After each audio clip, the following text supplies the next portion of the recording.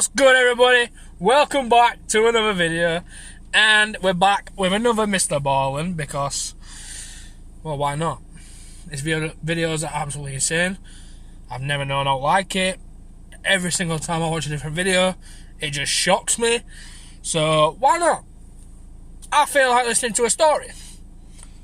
So we've got top 3 stories that sound fake but are 100% real. Part 14. Part 14. I'm pretty sure we've done part 13 in the past. So now we're doing part 14. But before we get into the video, if you're liking this content, smash subscribe, smash the like button, and if you feel like it, comment me a video that you want me to react to, and I will make sure that I'll do it. I will do it. I promise you. I'll do it.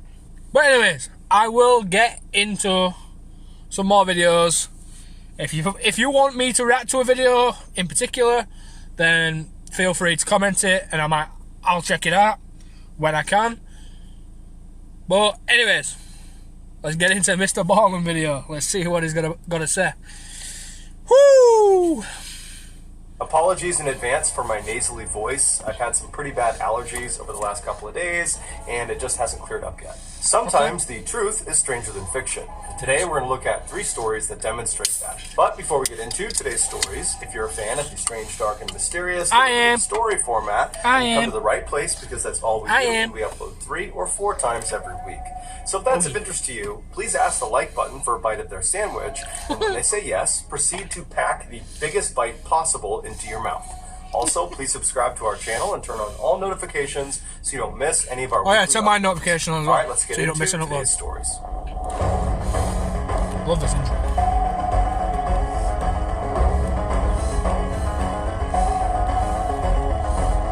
Incognito! People who live on Andover Street on Detroit, Michigan's east side will be the first to tell you that the area is known for constant drug activity. On Thursday, November 9th, 2017, 2 Detroit Special Operations police officers began an operation known as a push-off on Andover Street. A push-off is when undercover cops pretend to be drug dealers, and then when customers come up to them and try to buy drugs, they arrest them and seize their vehicles. These particular officers that would be doing this push-off had been undercover for some time in the area, and so they... That's sneaky as all that. Police are smart, you know. I don't think criminals give them much, respect that they deserve. Obviously, because they're both on different sides of the law. But, police are smart. Because a criminal's not going to know if you're a drug dealer or not.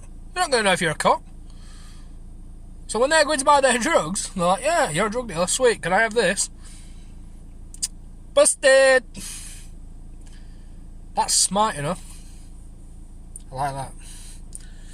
Had a local drug house they used for these types of operations. At some point that day, 2 potential customers came up to the fake drug house. They knocked on the door, and the undercover police officers opened up. They invited them inside, and then once these customers were inside sitting down, they asked the undercover cops if they could buy some drugs. And as soon as the cops heard this, they whipped out their badges, they drew their guns, and they ordered them on the ground. But these potential customers, they didn't get on the ground. Instead, they whipped out their badges and drew their guns, and they said, no, you get on the ground. Because it would turn out these customers were actually undercover police officers too, but they were from a different precinct, and so neither groups had any idea about the other. They had no clue that they were both undercover at the same time. Both sets of undercover cops were so surprised by what was happening that instead of firing shots at each other, they just stayed in this really tense standoff, like that famous scene from The Office where they're all pointing guns at each other and they're trying to figure out who the double agent is. And so the police are doing that, periodically hurling insults and threats at the other side in an attempt to get them to stand down. But when... Surely, though, in that situation, won't the police inform other precincts about what they're doing? So then when something like this will never happen. Because they're pretending to buy drugs to catch drug dealers, but then the other 2 are pretending to be drug dealers to catch druggies.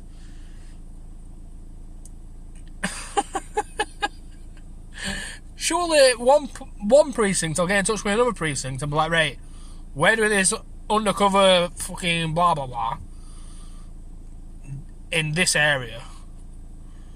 We've got 2 undercover cops. So then when they put badges out, the other 2 undercover cops will be like, oh right, yeah, sweet, nice one. But now all of them don't believe each other, and they're thinking the other pair have got fake badges. I don't know. Stupid. Neither side stood down. They all just eventually lowered their guns and then proceeded to beat the living crap out of each other. After the dust finally settled and all the haymakers had stopped, the 2 groups of police realized their mistake and apologized to each other.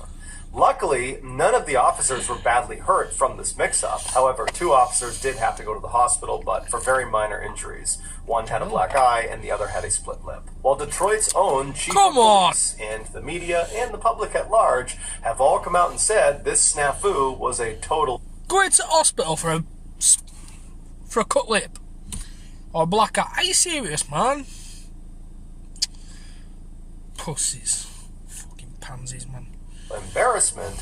Others have said the officers involved might deserve a little bit of credit because after all, their job was to be undercover, and apparently they were so good at being undercover that they didn't even know the other group was undercover too, and vice versa. So perhaps they were just too good at their jobs. You be the judge. I hate adverts, man. Get off. Number 2, voices. The following story was pulled... So what do you think? I think they were both really good at the job. But then again, at the same time, I think they were all absolute idiots.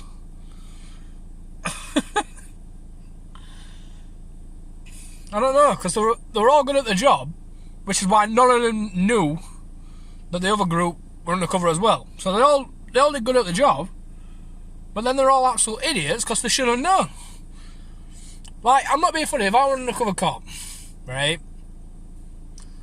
and I pull my gun out and my badge and say, blah, blah, blah, whatever, and then they pull their badge out and their gun out and say the same to me, I'd be like, oh, you know what I mean? You'd be like, maybe they're undercover as well. You'd think in your head, like, yeah.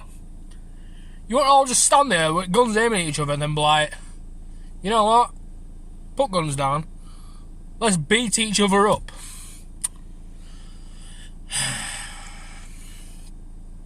I don't know. They're all, in my opinion, they were all just absolute complete idiots. Complete and utter idiots. That's just my opinion. Anyways, let's get into number 2. Voices.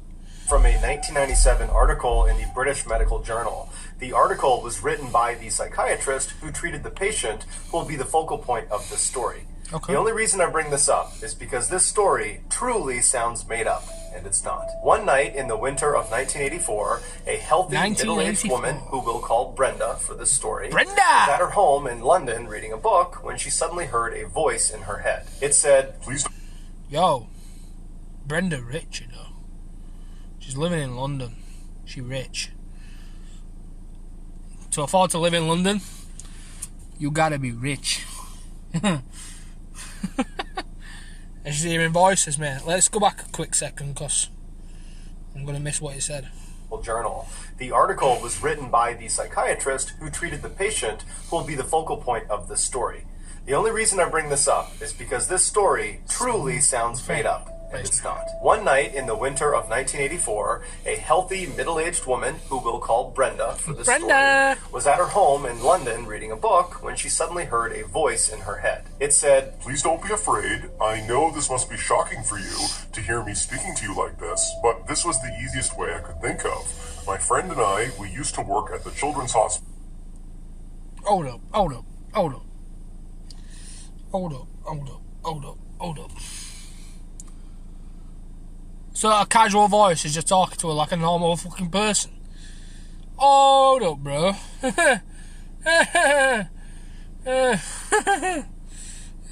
Fuck that. Nope. hospital, and we would like to help you. Brenda couldn't believe what was happening. She had never heard voices in her head before, and this voice that was speaking to her, it was so clear, and it did not sound like any voice she had heard before. And so at first, Brenda just sat on the couch and didn't do anything and just waited, hoping that maybe she was just imagining this. Yeah, I do the too. voice in her head seemed to pick up on her reaction and said, Brenda, this is not a hallucination. We're real, and we want to help you. Brenda did not believe it was real. She believed she had just lost her mind. And so for the rest of the night, she just completely ignored the voice in her head. And first thing the next morning, she went to her doctor's office and said, please help me. The doctor referred her to a psychiatrist. And so she went over to the psychiatrist's office. And after they performed an evaluation of Brenda, they said, look, I don't really know why you're hearing these voices. There's no clear medical explanation for why. And so Brenda was ultimately diagnosed with something called functional hallucinatory psychosis, which basically means Brenda was hallucinating, but there was no clear reason why. The psychiatrist began treating Brenda with an antipsychotic drug as well as with supportive counseling. Over the next couple of weeks, as Brenda diligently took her medications and went to her appointments, the voices eventually stopped. And so Brenda went into her psychiatrist's office and she said, Doc, you saved me. The voices are gone. I'm so happy. And the psychiatrist would later recall that Brenda was visibly relieved. It was obvious that she was not making this up, that she really believed that she had these voices and now they were gone. And so after Brenda left the office, she actually went on vacation with her family outside of London just to celebrate the fact that she had not, in fact, lost her mind. But while she was away on holiday, she started hearing the voices again. And this time, they told her she had to get back to London as soon as possible because there was something terribly wrong with her. And they gave her a very specific street address that she was supposed to go to seek treatment. And so Brenda is horrified that the voices are back in the first place, but what she's really scared about is that maybe there's some truth to what these voices are telling me. Maybe there is something wrong with her. And so So hang on. She's completely healthy. She's rich because she lives in London. She's got these voices in her head telling her there's something wrong with her and that they're trying to help her by sending her to an address to get treatment.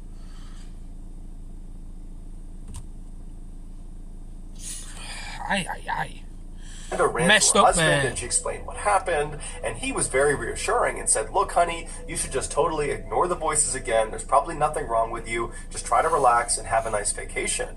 But Brenda could not relax. She could not ignore the voices because they were constantly telling her, you need to leave. You need to go back. There's something wrong with you. And so finally, Brenda convinced her family to end the vacation early, and they headed back to London. And as soon as they got there, Brenda made her husband come with her, and they drove to the street address the voices had given her.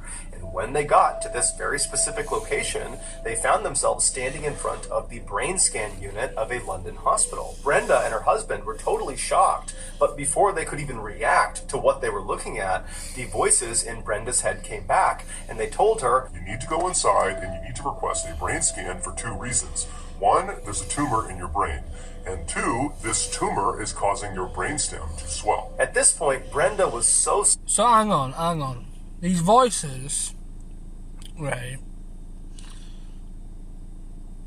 I took her to a brain scan department in an hospital in London and said she needs to get a brain scan because of 2 reasons. She's got a tumour in her brain and it's causing, the tumour's swelling up, causing the stem to like close or something. So basically, she's got voices in her head telling her she's got a brain tumour.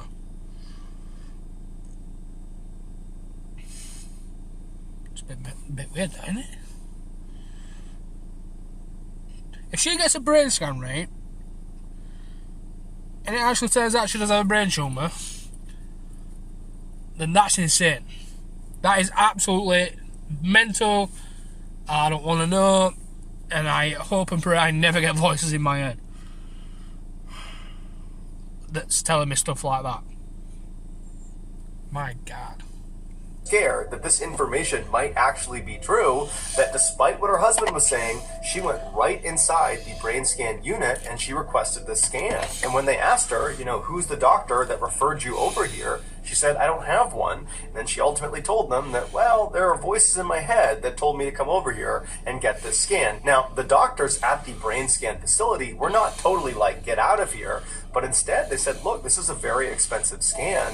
We can't just let you in here and get a scan because the voices told you to. We need a clinical reason to do it. We need a doctor's note saying you need this scan. And so they turned Brenda away, and Brenda now is just a complete wreck. She ends up calling her psychiatrist, and she explains the situation about getting this address and being told to get this brain scan. And after a few minutes of hearing her story, her psychiatrist says, okay, you know what? I will call over and I will get you an appointment to get a brain scan because I want you to be at ease. And it seems like this is probably the only way we're going to be able to do that. And so after this conversation, the psychiatrist got in touch with this hospital and he requested the brain scan for Brenda. And about a month later, Brenda went in, she had the scan done, and sure enough, she had a brain tumor and her brainstem was swollen. The doctors couldn't believe it because Brenda was showing absolutely no signs of having this condition. And so they told her that, well, fuck that! No.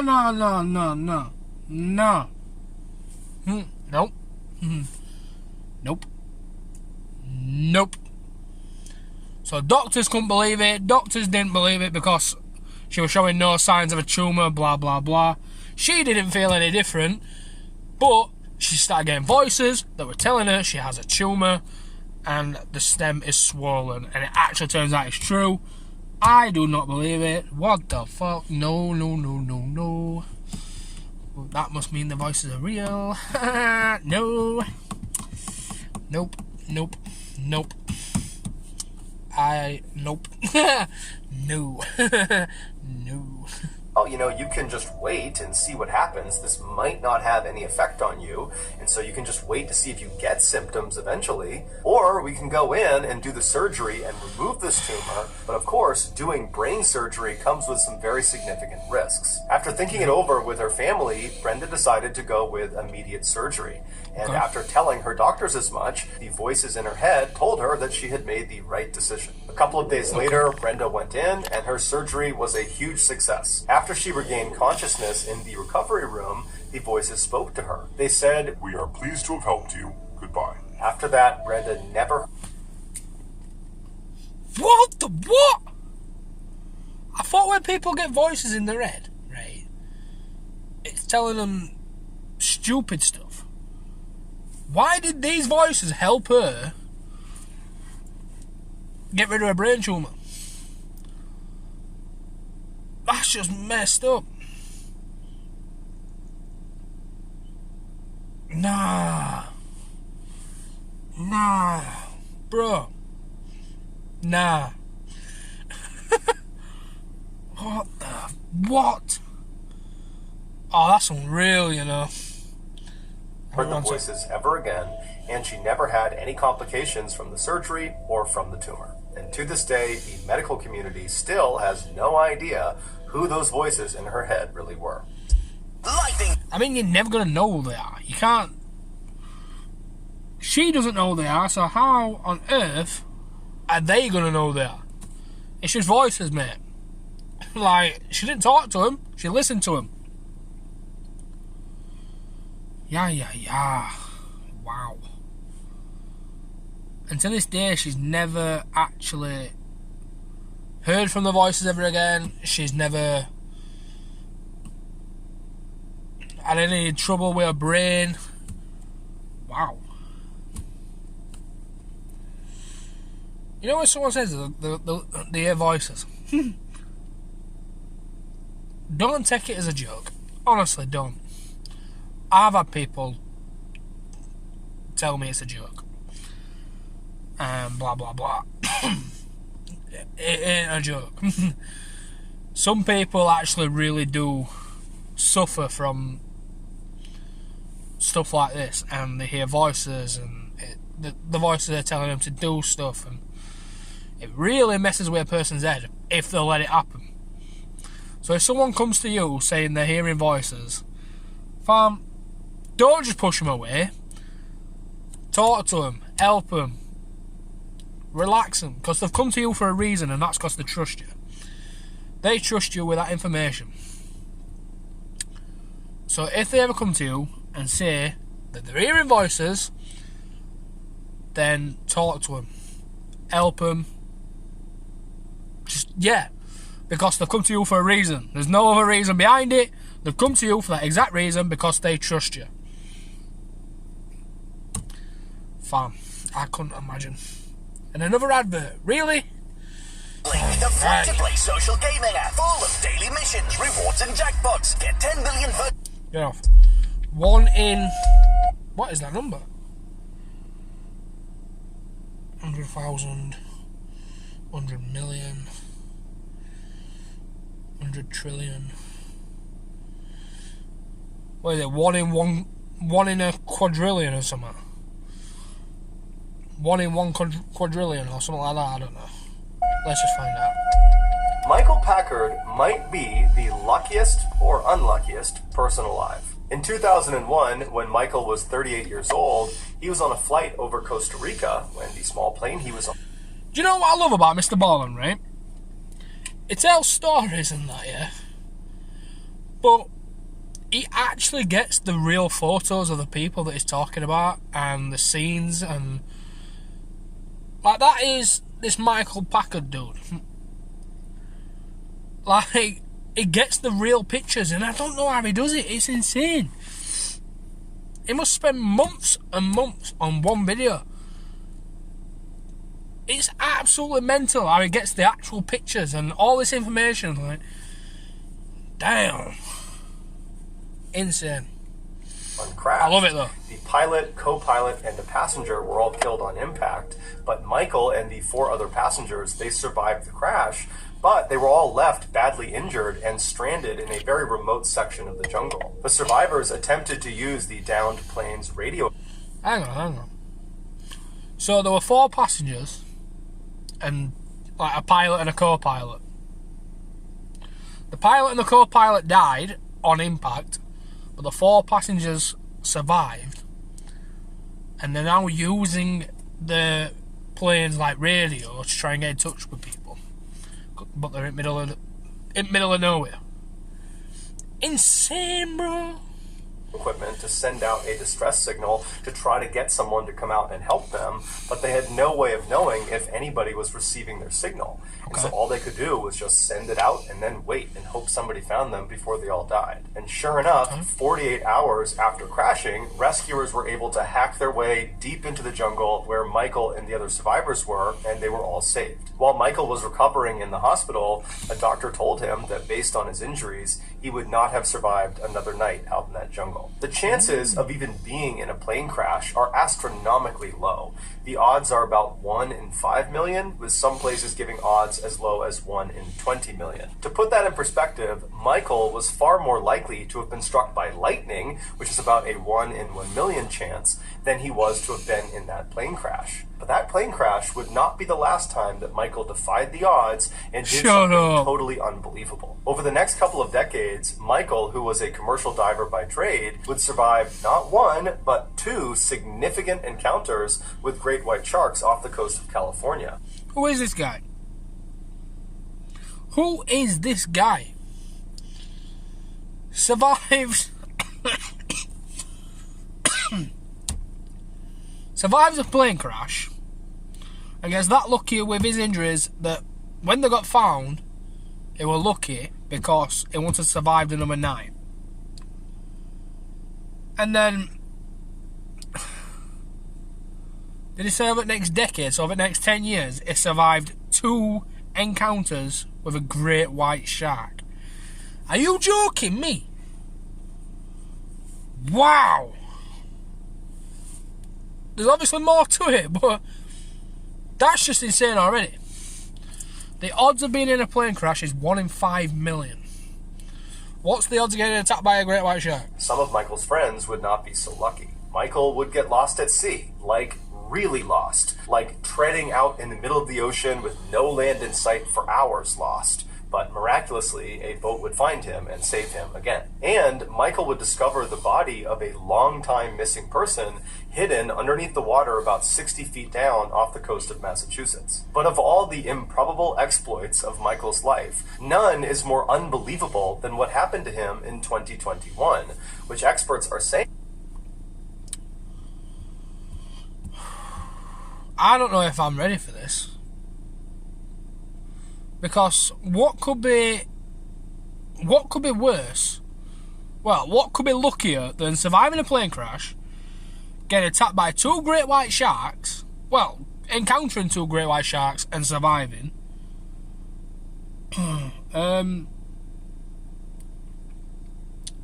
else did they say? He used to go out into ocean with no land in sight for hours and hours, and a boat would find him. And he also found a long-lost body 60 feet from shore in Massachusetts. So what on earth could be worse? What? And this happened recently. This happened in past like 6 months. Let's find out. He had about a 1 in 1 trillion chance of experiencing. On the morning of June 11th, 2021, Michael, who was 57 years old at the time, hopped in a boat with his longtime diving partner, Josiah. Once they were all situated and they had all their equipment inside of the boat, they took off and headed for the open waters right off the coast of Cape Cod, Massachusetts, where they planned to do some lobster diving. A popular way to retrieve lobsters is to literally just dive down and by hand pick them up and bring them back to the surface. And so that day, that's what Michael and Josiah planned to do. Once they reached this spot right off the coast, Michael put on all of his scuba diving equipment and hopped in the water. Josiah did not put on any diving equipment because he was not going to be getting in the water for this dive. Instead, he would remain on the boat and help Michael get in and out of the water. He'd pull lobsters up onto the boat, and he was also there in case of an emergency. He could call for help. And so just after 6 a.m., once Michael was in the water and signaled he was good to go, he dove down below, and after a little while, he came back up, but with a relatively small haul of lobsters. And so the 2 men figured that, well, I guess today is just not a great day for catching lobsters. But regardless, for the next couple of hours, Michael continued to go down and catch as many lobsters as he possibly could. By 8 a.m., Michael had captured approximately 100 pounds of lobsters that were now in the boat.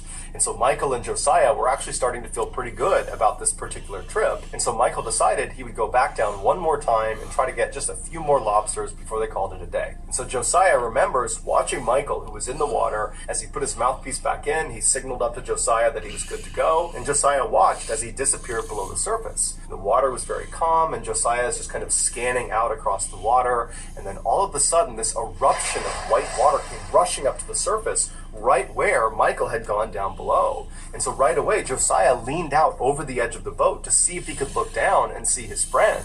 But he didn't see Michael anywhere. Instead, he saw something massive moving around underneath them. After Michael had broken the surface on this final dive down to get more lobsters, his plan was to sink down to the bottom of the ocean at about 60 feet and then go hunting for lobsters. But when he had descended to about 45 feet, he felt something smash into him from behind that felt like a truck hitting him, and then everything around him went totally pitch black. The impact of whatever it was that hit him had caused his mouthpiece to get blown out of his mouth. So he doesn't have air, and he starts fumbling around to find his mouthpiece, but he can't find it. And as he's fumbling around, his hands are making contact with what feels like walls all around him. He was inside of an enclosed space. But when he had touched these walls, they were not normal walls. They were soft, but they were hard at the same time, and they seemed to be moving, like they were pulsating or quivering. The space he was in was fairly large, and it was not completely flooded with water. It was like Michael had slipped into this air pocket. But this air pocket was not stationary. It was moving, and pretty fast, because the water that was inside of it was violently sloshing all around. Michael could hear it slapping up against the walls. As Michael continued to panic and fumble around for his mouthpiece, he started to notice intense pressure on his legs, but he had no idea what was causing it, and because... Alright, the way they explain that, obviously, is inside the mouth of that whatever Josiah saw. Whatever that thing that Josiah, I don't know his name, saw under the water, said it was massive. Obviously Michael is inside that thing's mouth.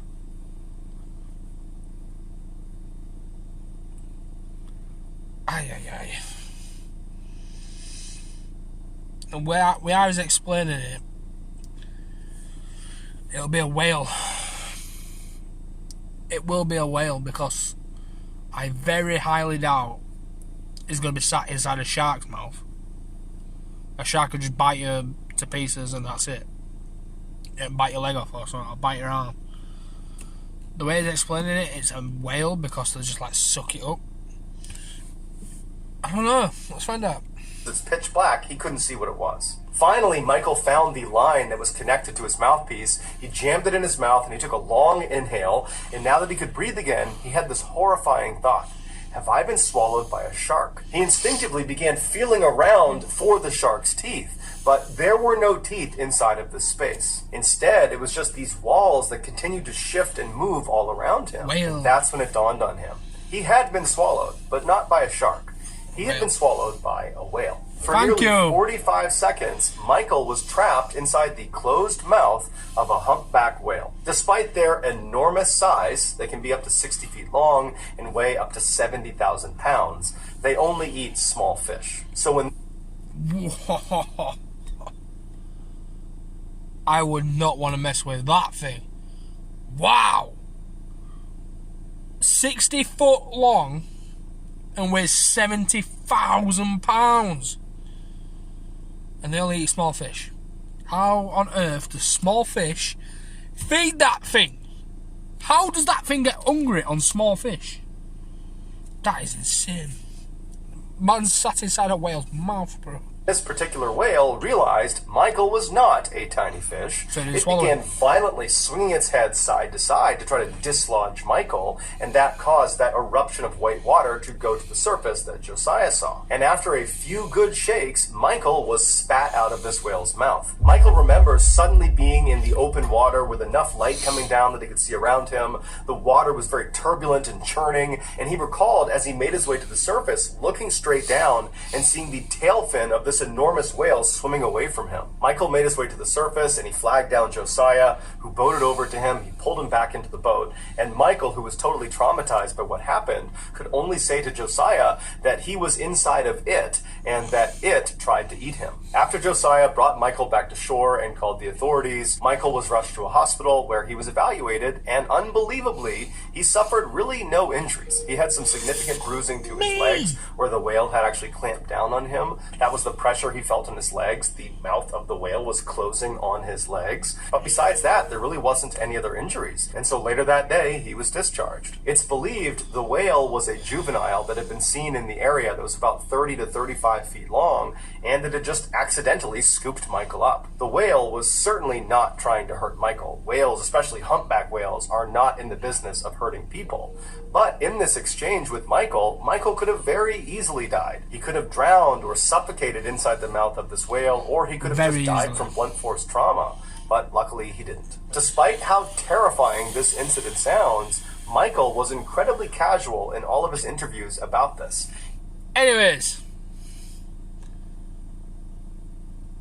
it was 57, bro.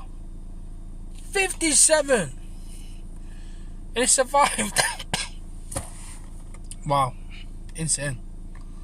Mad guy. Anyways,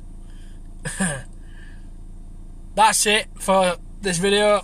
If you enjoyed, smash the subscribe button, smash the like button, and don't forget to comment a video for me to react to if you want me to react to anything. And I'll see you in the next video. Peace.